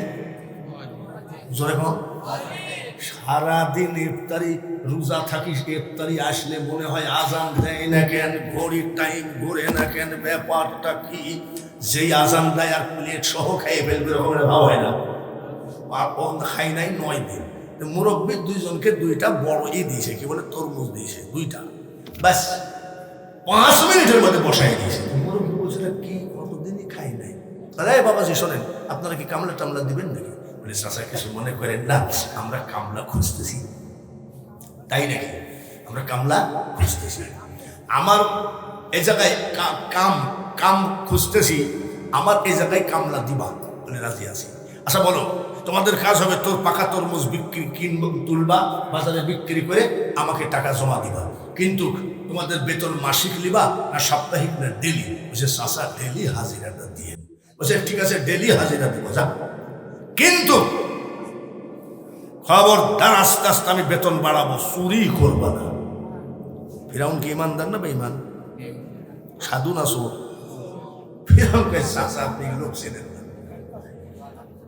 আপনি চুরির কথা বলবেনই না, ও কথা আমার বাপ দাদা ঘৃণা করে। একবারে আমাদের বংশের মধ্যে আমার বাপ চাচা কেউ জীবনে কোনোদিন মিথ্যাই বলে নাই। চোরের মার জোরে কম, চোরের মার। আমরা তো এরকমই লোকই চাচ্ছিলাম। ঠিক আছে ব্যাস, তরমুজ বেচে এসে দেয়, বেচে এসে দেয়, ডেলি মজুরি দিতে দিতে কিছু টাকা জমা হয়েছে। হামান বলে ফিরাউন আর তরমুজ খেয়ে বাঁচা যায় না, এখন তো আমাদের কিছু টাকা হয়েছে, যে ডেলি হাজিরা দেয়, ডেলি চল যাই বাজারে যাই রুটি মাংস খাই আসি। ফিরাউন বলে হামান রে, আমি তরমুজ খাই মরে যাবো, কিন্তু টাকা খরচ করবো না। বলে যে টাকার জন্য খাটের তলে ঘুমাইছি, আমি খাবো না। বলে আমিও খাবো। এইভাবে দুই বন্ধু কামলা দিতে লাগলো। ঘুমাই গেছেন নাকি? ঘুমাই গেছেন? কারা কারা ঘুমাই গেছেন হাত তোলেন। 2টা না 3টা আছে ভাইরা আমার। না না, আমি জিজ্ঞেস করলাম তখন টাইমটা তো ঘুমের টাইম, বুঝতেছেন ভাইরা আমার। এইবার কি বলছে দেখেন,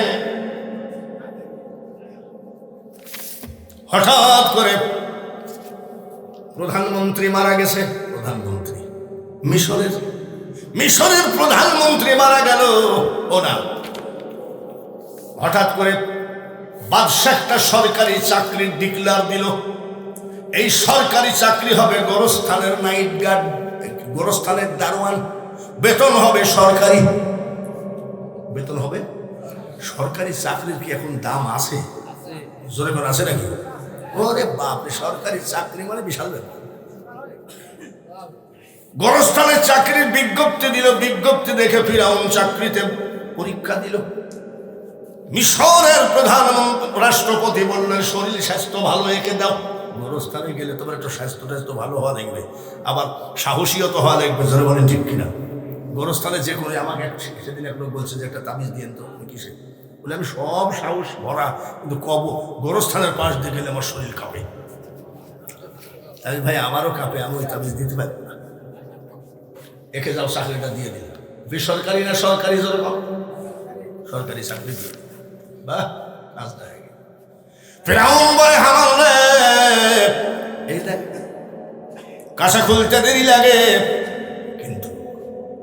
কিন্তু কপাল খুলতে দেরি লাগে না। সরকারি চাকরি, সরকারি চাকরিতে পাশ করলো।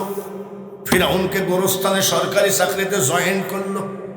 জয়েন করার পরে গোরস্থানে লাশ আসে। ফিরাউন কয় সরকারের আইন করা হয়েছে, 1 টাকা না দিলে গোরস্থানে লাশ ঢুকবে না।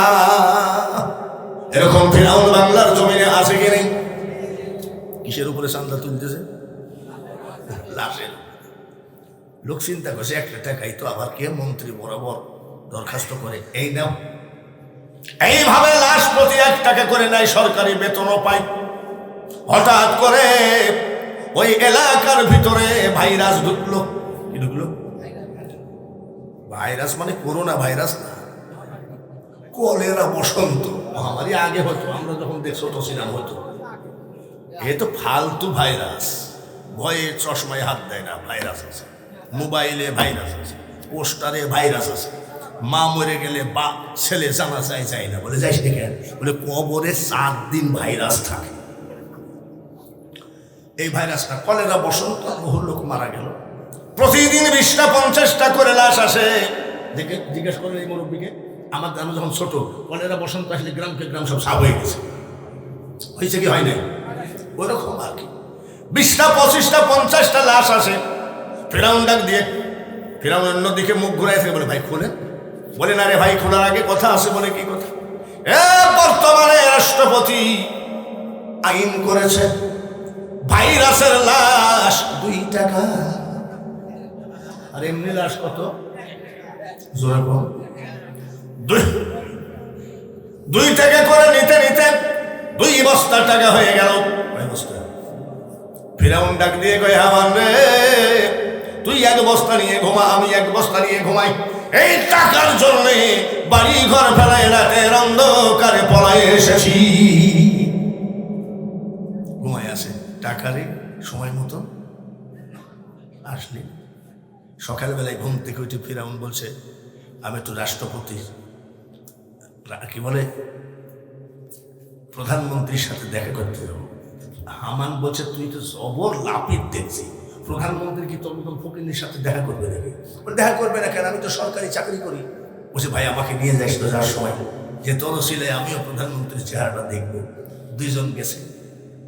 যাই ফিরাউনের দিকে তাকায় প্রধানমন্ত্রী বলছে তুমি কি গোরস্থানের দারোয়ান না? বলে হ্যাঁ। কেন এসেছো? বলে জাহাপান আমার টাকার গাদি। বাদশা কয় একটা গোরস্থানের দারোয়ান, আমি প্রধানমন্ত্রীর কাছে টাকার গল্প দিতে আসি। কত টাকা আছে? জাহাপানা 2 বস্তা। ব্যবস্থা এটাকে কোথায় পেয়েছে? জাহাপানা সরকারি বেতনে 1 টাকাও খরচ করি নাই।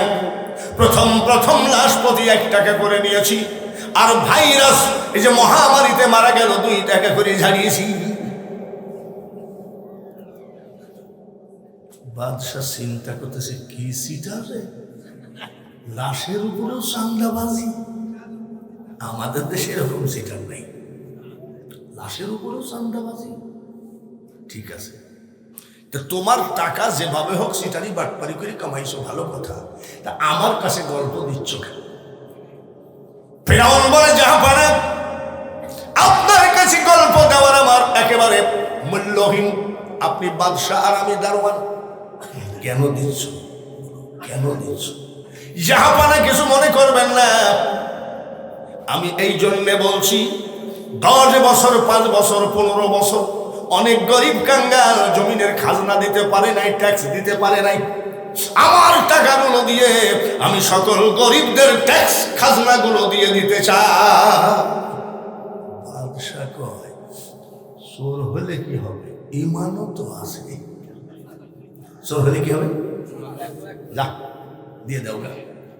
চারিদিকে খবর দিয়ে দিলাম, তোমাদের জমির দলিল পর্সা যা আছে সব হাজির করো। আমাদের গোরস্থানের দারোয়ান তোমাদের সব খাজনাগুলো দিয়ে দিবে। গরিব মানুষ এই সুযোগ পালে হাজির হবে কি হবে না? সব এক জায়গায় হাজির হয়ে গেল। টাকা ব্যবস্থা 2 বস্তা টাকা খরচ করে গরিবদের খাজনাগুলো দিয়ে দিল। বস্তা খালি নিয়ে আসতেছে। হামান বলছে ভাই একটা কথা বলবো। বলে কি? 2 জনের সাথে কথা ছিল যে মরলে একসাথে মরবো, বাঁচলে একসাথে বাঁচবো, কিন্তু আমার তোর সাথে থাকা হলো না। কেন? মানে তুই একটা ফালতু লোক। কেন? বলে যে টাকার কারণে রাতে অন্ধকারে বাড়ি ছেড়ে পলায় আসছি, আর সেই টাকা আজকে তুই কি করলি? মানুষকে দিলি। তোর এত গরিবের দরদ কেন তোর? বলে হামান রে চুপ থাকে, বুঝবি না, টাকা দিয়ে আমি টাকা ধরবো। বলে রে পাগলা, তুই কাকে কি বুঝাছিস? টাকা তো মোটেও নাই, বস্তা খালি, তুই টাকা দিয়ে টাকা ধরবি কি করে? বলে আমি ধরবো, ওয়াদা দিলাম। এইভাবে যেতে যেতে চুরি চাট্টামি করতে করতে ভালো কাফন পর্যন্ত লাশের গাছ থেকে নিয়ে এই হারাম করবে। হঠাৎ করে প্রধানমন্ত্রী বার্ধক্যজনিত কারণে প্রধানমন্ত্রী মারা গেল, মানে বয়স্ক হয়ে গেছে, মারা গেল। রাষ্ট্রপতি ডিক্লার দিল প্রধানমন্ত্রীর নির্বাচন হবে। এই ফিরাউন প্রধানমন্ত্রীর পদে নির্বাচনে দাঁড়িয়ে গেল। হামান বলছে ভাই একটা কথা বলি, তুই তো মেম্বারে দাঁড়ালে ভোট দেবে না, তুই প্রধানমন্ত্রীতে দাঁড়াচ্ছিস। বলে আমি পাস। ফিরাউন বলছে আমি পাস। বাদ দে, ফালতু। মার্কা পাইল, চারিদিকে সবাই ভোট চায়, ফিরাউন ভোট চায় না।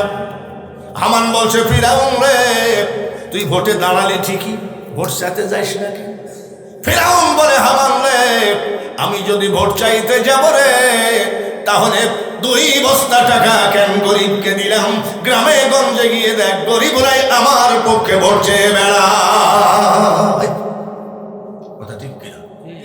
আওয়ামী লীগ বিএনপি কোন নেতার কথা আমি বলছি না। এমন কোন নেতা যদি হয়, এলাকার ভিতরে গরিবদেরকে যদি একটু বুকে জড়াইয়ে ধরে, গরিবদের একটা নীতি আছে, যেই নেতা গরিবকে বুকের থেকে ফেলায় না, ওই গরিবের নীতি আছে, জীবন দিবে কিন্তু নেতাকে অপমান হতে দিবে না। হামান বলছে, একটু বেড়ায় আসি, যাই দেখে এখানে ওখানে দোকান ঘাটে মোড়ে খালি কয়, তো বাপ দাদার জমি যে সরকারি হয়ে যাচ্ছিল, ওই লোকটা যে খাজনা দিয়েছে, এই ভোট ওইখানে দিবি। হামান এসে বলছে, তুই পাস। কেমনে কেমনে বুঝলি? আসলে ভাই তোর টাকা কাজে লাগছে, ফিরাউনের মাল ছিল নাকি? যেরকম ছিল না, বহুত ভোট পেয়ে ফিরাউন প্রধানমন্ত্রী হয়ে গেল। চেয়ারে বসে গেল প্রধানমন্ত্রী গদিতে। আস্তে আস্তে আস্তে আস্তে হামান কয় যে, তুই যে বলেছিলি যে মরলে একসাথে মরবো, বাঁচলে একসাথে বাঁচবো, তুই তো সিটারি করে প্রধানমন্ত্রী হয়ে গেলে, তা আমার তো কিছু করলি না। বলছে, তোর তো শর্ট পেটি লোক, একটু ধৈর্য ধর, দেখ কি হয়। হঠাৎ করে রাষ্ট্রপতি মারা গেল। এই ফিরাউন প্রধানমন্ত্রী সমস্ত মিশরের লোককে বলল, রাষ্ট্রপতি একটা দরকার, রাষ্ট্রপতি না হলে রাষ্ট্র চলবে কেমনে? ওই এলাকার মানুষ কয়, আমরা আপনাকে রাষ্ট্রপতি হিসাবে দেখতে চাই। তার কারণ ওই যে গরিবের খাজনা দিয়েছে, ফিরাউনের উপরে ঈমান। আপনি রাষ্ট্রপতি হন, জনগণের রায় নিয়ে রাষ্ট্রপতি হলেও, রাষ্ট্রপতি হয়ে এইবার প্রধানমন্ত্রী উনি ছিল, রাষ্ট্রপতি হলেও তাহলে প্রধানমন্ত্রী চেয়ার ফাঁকা নাকি? জোরে কম ফাঁকা। সঙ্গে সঙ্গে নির্বাচন দিয়ে দিল, ভোট চুরি করে করে। সঙ্গে সঙ্গে প্রধানমন্ত্রী আর বন্ধু হামানকে বানায় দিল। নদীর কুল ভাঙ্গে অকুল করে, এই তো নদীর খেলা। সকাল বেলার বাদশারে তুই ফকির সন্ধ্যা বেলা। কবি নজরুল বলতেছে, আজকে যে আজাধিরাজ, কাল সে ভিক্ষা চাই, কারো কোনদিন সমান নাহি যায়। রাষ্ট্রপতিও ফিরাউন বন্ধু, আর প্রধানমন্ত্রী ওনার বন্ধু। সোরের মন কি? জোরে কোন শুনে সোরের মন। হঠাৎ করে দরজা বন্ধ করতে কয়, এই বন্ধ কর, আমি রাষ্ট্রপতি, আপনি প্রধানমন্ত্রী। আমরা যে পাওনাদারের ভয়ে রাতের অন্ধকারে বাড়ি ছেড়ে পড়ে আসছি, এটা তো কেউ জানে না। আমরা যে তরমুজের খেতে কামলা ছিলাম, এটা তো কেউ জানে না। আমরা যে চিটারি করি এই লাশের কাছ থেকে ঘুষ খাই, যে এটাও তো কেউ জানে না। আমরা তো চিটারি করে পাশ করছি, আমি রাষ্ট্রপতি আর তুই প্রধানমন্ত্রী, আমাদের কোনো শত্রু মত্রু নাই তো। চোরের মন। হামান বলে, আমরা নির্বাচিত জনগণের রায় নিয়ে রাষ্ট্রপতি হয়েছি, প্রধানমন্ত্রী হয়েছি, কোনো ভয় নাই। বলে তারপরে একটু খেয়াল রাখিস, মানে প্রধানমন্ত্রীকে বলছে খেয়াল রাখিস। খেয়াল কেমনে রাখবে? এখন যেমন ফেসবুকে বলে দেয় বৈজ্ঞানিক পদ্ধতিতে 1 সপ্তাহের মধ্যে ঘূর্ণিঝড় হবে, বলে না? বলে না? কিন্তু ওই সময় তো বিজ্ঞান ছিল না। প্রত্যেকটা জালিয়াত রাষ্ট্র ওই টাইমে জ্যোতিষ লালন পালন করতো, সরকারি বেতন দিত জ্যোতিষকে। 450 জ্যোতিষ, সরকারি জ্যোতিষকে ডাকালো। ডাকানোর পরে বলতেছে, শোনো, আমি রাষ্ট্রপতি আর আমার বন্ধু কি প্রধানমন্ত্রী, তোমাদের বেতন বাড়াইয়া দিব আমরা, আমাদের কোনো শত্রু মত্রু আসে নাকি একটু ভালো করে গুইনি পড়ি জানাইও। জ্যোতিষটা বলছে, এখন তো বলা যাবে না, সময় লাগবে। গণনা পড়না করে 450 জ্যোতিষ বাদশার কাছে হাজির হলো ফেরাউনের সঙ্গে। জাহাপানা ভাব ভালো না, কিসের ভাব ভালো না? জাহাপানা, এই দেশে মুসা নামে একটা ছেলে জন্ম হবে, ইসরায়েলের কাফেরদেরকে বলি ইমাম মেহেদী কিন্তু মুসলমানের সন্তান হবে, জোরে বলেন ঠিক কিনা? জ্যোতিষরা বলতেছে ভালো করে শোনেন, জাহাপনা মুসা নামে একটা ছেলে জন্ম হবে। এই ছেলের দ্বারাই আপনাদের দুইজনের রাষ্ট্রও যাবে, ক্ষমতাও যাবে, মইরেও যাবেন। ফিরাউন রাগের জ্বালায় বলছে জ্যোতিষ না, জ্যোতিষের জাত। হামান বলছে জ্যোতিষকে ধাক্কা মারো না, ওরা বুঝে, বলে কিছু বুঝে না, মানে জোর করে আর কি। ঠিক আছে বাইরে আমার রাষ্ট্রপতি বেয়াদব ফিরাউন হামান প্রধানমন্ত্রী বন্ধুকে অর্ডার দিল বাচ্চাগুলো সব মেরে ফেল, পেটে যে সব মেয়েদের বাচ্চা আছে সেগুলো বাড়িয়ে মেরে ফেল। প্রধানমন্ত্রী বলছে ইয়েস স্যার। মারা শুরু হলো, একটা নয় দুইটা নয়, ৮০,০০০ বাচ্চা এই দুই কাফের মেরেছে। কত হাজার? ফিরাউন বলছে তোকে যে বাচ্চা মারতে দিয়েছিলাম তো মুসা কি মারা গেছে নাকি? তো বলছে ভাই কারোর বুকে তো আর মুসা লেখা নাই, তো আমি মারতে মারতে ৮০,০০০ মারিছি। ফিরাউন বলছে ৮০,০০০? রাষ্ট্রপতি আর আমি প্রধানমন্ত্রী ক্ষমতা ঝাড়িয়ে দিয়েছি, কত হাজার? যে এত মারিছিস তাহলে মুসার গোষ্ঠী শেষ। জ্যোতিষ না, জ্যোতিষ আমার বন্ধু হামান কত হাজার? ৮০,০০০ বাচ্চা মেরেছে, ভালো করে বলে দাও মুসা মরে গেছে কিনা। পরের দিন জ্যোতিষরা গণনা পড়না করে এসে বলছে জাহাপানা ৮০ লক্ষ যদি মারেন সেটা আপনার বন্ধুর ব্যাপার, আপনার ব্যাপার, কিন্তু মুসার বয়স বর্তমানে ৩ মাস, তার মার কোলে আদরে আহ্লাদে লালন পালন হচ্ছে। মারে আল্লাহ, রাখে আল্লাহ, মারে মারহাবা। এইবার করছে কি ফিরাউন কয় আসলটা কি বাঁচায় রাখছিস, আর এই তোর মায়ের রওয়ানা দিলাম কালকে চিরুনি অভিযান। চিরুনি অভিযান বুঝেন তো? তল্লাশি চালাবো, সেনাবাহিনী, র্যাব ট্যাব, চিরুনি অভিযান। ফিরাউন বলে তুই পারবি না, তোর মাথায় মাল নাই। আমি যেটা বলছি শোন, তুই যদি ডিক্লার দিস তাহলে তো বাচ্চা পলায় রাখবে, আচমকা বোয়ালমারি গ্রামে ঢুকে পড়বি। আসলে তো কথা ঠিকই।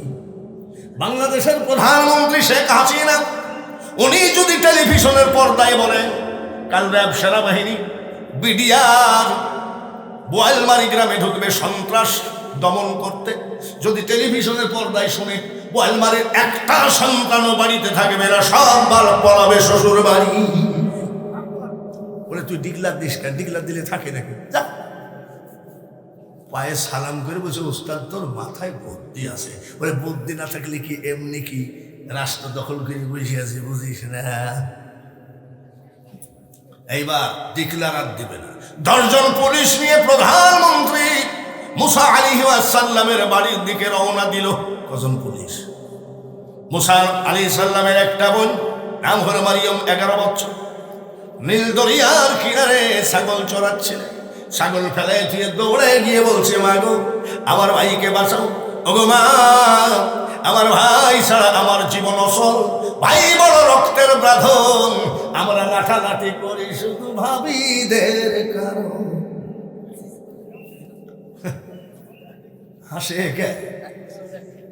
আমি উঠলি এই লোক হাসে, যতবারই দেখি খালি হাসে। আমি কথা তো ঠিকই বলেছি, ভাই বড় রক্তের বাঁধন, যদি আমরা ফাটাফাটি করি সেটা হয়ে যায় ভাবিদের কারণ। কথা ঠিক কিনা? মাসা সিরা মহিলা প্যান্ডেল তো নাই, তাই না? মাসা আছে নাকি? একটা কথা মাগো, এই নিশিরাত্রিতে আপনাকে বলবো না আপনাদের বিরুদ্ধে, তার কারণ বড় পীর আব্দুল কাদের জিলানী মায়ের পেটে, আমার নবী মায়ের পেটে, শুধু তাম পৃথিবীর ভিতরে আদম আর হাওয়া বাদে সব নবী অলি গৌস কুতুব মায়ের পেটে, বক্তাও মায়ের পেটে। নিশিরাত্রিতে এত কষ্ট করে জালসা শুনছেন গো মা, একটা কথাও আপনাদের বিরুদ্ধে বলবো না, চুপচাপ বসে বসে শুনেন। মা পুলিশ আসতেছে, তাই নাকি? তাই নাকি? মা বাচ্চাটা নিয়ে একবার এই ঘর একবার ওই ঘর, কি করি? আপনাদের দেশে কি করে? অথর্ব নাকি? অথর্ব হয়ে গেছে। কি করি কি করি কি করি? আমার আল্লাহ বলেন, মুসার মা এইভাবে বাচ্চাকে নিয়ে তুমি যে যা ভাব করতেছো, পুলিশ তোমার বাড়ি ঘিরাও করে ফেলেছে, আর তোমার ছেলেকে বাঁচাইতে পারবা না। আমি আল্লাহ বলছি, তোমার জ্বলন্ত চুলার ভিতরে তোমার 3 মাসের বাচ্চা ঢুকাইয়া দাও, ভয় পাইও না। ওই আগুনের ভিতরে আমি তোমার ছেলে মুসাকে আমি হেফাজত করবো। আল্লাহ পারে কি পারে না? দিয়েছে, আগুনের মধ্যে দিয়ে ঢেকে রেখেছে। পুলিশ আসলো, এ বাড়িতে বলে বাচ্চা আছে, বলে যে বাচ্চা দাঁড়ায় আছে। বলে না, মেয়ে বাচ্চা না, ছেলে বাচ্চা আছে নাকি? বলে ছেলে বাচ্চা আছে কিনা খুঁজে দেখো। খুঁজে যখন পাইল না, তখন সিল মারি গেল সরকারি, যে না, এই বাড়িতে কোনো বাচ্চা নাই। চলে গেল। এইবার বাবাজি হাজার হলো মা। এখনকার ছেলেদের মার দোয়া লাগে না, শ্বশুর শাশুড়িকে ডাকে আম্মু, মার দোয়া লাগে না। মা যদি বলে, ছেলেরে চারিদিকে হরতাল অবরোধ, দেশের অবস্থা ভালো না, সকাল সকাল বাড়ি আসিস, ছেলে বলে পটপট করিস, মরিস নি কেন, এত লোক বলে। আর শাশুড়ি যদি বলে, আব্বা আমার একটা মাত্র মেয়ে, হরতাল অবরোধ, দেশের অবস্থা ভালো না, সকাল সকাল এসো, তখন ওই যুবক, জি আম্মু। মনে রাখিস, তোর শাশুড়ির পায়ে যদি সরিষার তেল মাখায় ডলিস, জান্নাত পাবি না। وقضى ربك ألا تعبدوا إلا إياه وبالوالدين إحسانا। আমার ছাড়া কারোর ইবাদত করো না, আমার পরে তোমার মা বাপের উপর ইহসান করো। ভাইরা আমার, বন্ধুরা আমার, মেলা রাত, কষ্ট পাচ্ছেন নাকি? রাজি আছেন? রাজি আছেন? আমি যদি আরো 1 ঘন্টা ওয়াজ করি, থাকবেন তো? কারা কারা থাকবেন না হাত তোলেন। না থাকবে, ভাব বুঝা হয়েছে। এবার কি হবে? পুলিশ চলে গেল, হামান চলে গেল।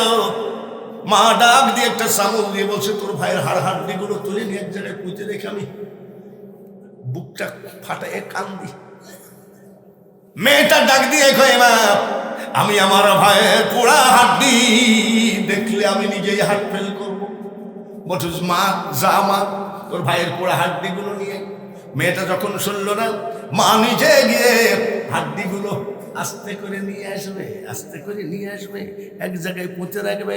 যখন চুলার ঢাকনিটা তুলেছে, বয়স কত? 3 মাসের ছেলে মুসা আলাইহিস সালাম ডাক দিয়ে কয়, মাগো চোখের পানি মুছো, কান্দো না, কান্দো না গো মা, কান্দো না। এই দেখো, আমি তোমার ছেলে মুসার একটা লোম পর্যন্ত আগুনে পুড়ে নাই। নারায়ে তাকবীর। বাবাজি, তো মেলা লম্বা কাহিনী ধরে ফেলেছি, কি যে হবে সব বলবো নাকি? ফিরাউন কি করলো, মুসার বিয়ে হবে, সব পর্যন্ত যাবো। রাজি আছেন? রাজি তো আছেন ইনশাল্লাহ। নিশিরা এখানে কিসের জন্য এসেছেন? নেকির জন্য। কিসের জন্য? যত বেলা বসে থাকবেন, তত বেলা পর্যন্ত এই ফেরেশতা নেকি লিখবে, আর এই ফেরেশতা গুনাহ কমায় দেবে। ঠিক কিনা? যারা বাজার ঘাট করে গেছে, জিলাপি টিলাপি কিনে নিয়ে গেছে, তাদের নেকি বরাবর যা ছিল তাই নিয়ে বাড়ি চলে গেছে। জোরে বলেন ঠিক কিনা? নেকি যদি নিতে হয়, আমিও নেকি নিতে আসছি, আপনারাও নেকি নিতে আসছে। এমনও মানুষ আছেন এই জায়গায় বসা, যার বাড়িতে সোফা সেট আছে, যার বাড়িতে দামি কম্বল আছে, যার বাড়িতে এসি মেশিন সেটিং করা আছে, কিন্তু আজ এসে আপনি এই পলিথিনের উপরে বসে আছেন। এই ইমানটাও কম ইমান নয়। জোরে বলেন ঠিক কিনা? ভাইরা আমার ঘড়িতে বেজে গেল 2টা 4 মিনিট। কয় মিনিট? আর 5 মিনিট নিলে কত হয়? 4 আর 5 কত হয়? দেখেন, 2টা 4 মিনিট, মাত্র 5টা মিনিট। যে বক্তা উঠেছে সেই বক্তা কালেকশন করেছে নিশিরাতের কালেকশন, আমি জানি হাজার হাজার টাকা হবে না, তারপরেও 17 জন কোরআনে হাফেজ হয়ে গেল। এরা দিনের খেদমতে আমাদের মতো বের হয়ে যাবে কিয়ামত পর্যন্ত। আপনি নাকি পাবেন এই মাদ্রাসা হলো কোরআনের প্রোডাকশনের ফ্যাক্টরি। কোরআন জন্ম হয় এখানে, জনে বলেন ঠিক কিনা? নিজে হাফেজ হতে পারেন নাই, নিজে হাফেজি পড়েন নাই, ছেলে মেয়েকে হাফেজ বানান নাই, একটা মানুষও বসে থাকবেন না। 10টা টাকার নোট হলেও আমার পাগড়ির উপরে দিয়ে যাবেন 5 মিনিট। আসেন তো দেখি কি আসেন। 100 টাকা আরে দেখি চাউল কি লেখা লেগেছে একেবারে যে মোহরেদের ধান, ধান 20 কেজি। মারহাবা, 20 কেজি ধান, আলহামদুলিল্লাহ। এটাও তো একটা বিশাল ব্যাপার যে 20 কেজি ধান। একটা ধানে 70টি করে নাকি মা বাবা আমল নামাই দিয়ে নিশি রাত্রিতে জোরে বলেন আমিন।